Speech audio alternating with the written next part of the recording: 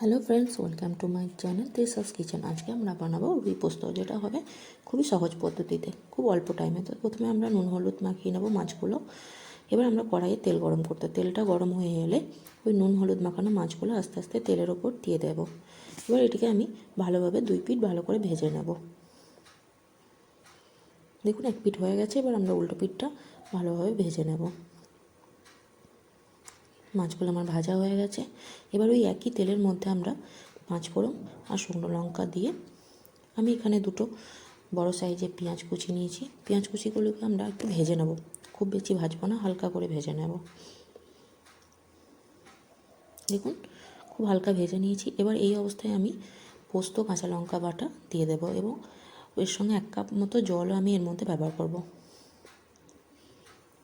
তো দেখুন, মিশ্রণটিকে ভালোভাবে মিশিয়ে নেব।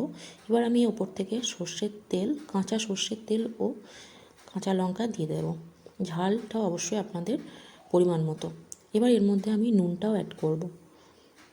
নুনটাও আপনাদের পরিমাণ মতন দেবেন। এবার এটিকে আমরা ফুটতে দেবো। দেখুন, এবার ফুটে উঠেছে। এবার মাছগুলোকে আমরা এর মধ্যে আস্তে আস্তে দিয়ে দেব।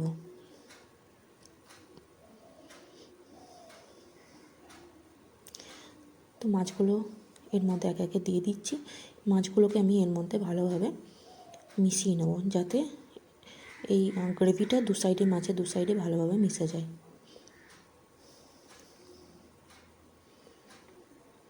তো এই সময় আমরা গ্যাসের ফ্লেমটা একদম লো রেখে দেবো। রেখে এটাকে 5 মিনিট মতো আমরা লো ফ্লেমে হতে দেব। দেখুন, 5 মিনিট পরে প্রায় আমার রুই পোস্ত শেষের দিকে। এবার এটাকে নামিয়ে নিয়ে গরম গরম পরিবেশন করুন রুই পোস্ত। যদি রেসিপিটি ভালো লেগে থাকে অবশ্যই একটা সাবস্ক্রাইব করে দেবেন। Thank you.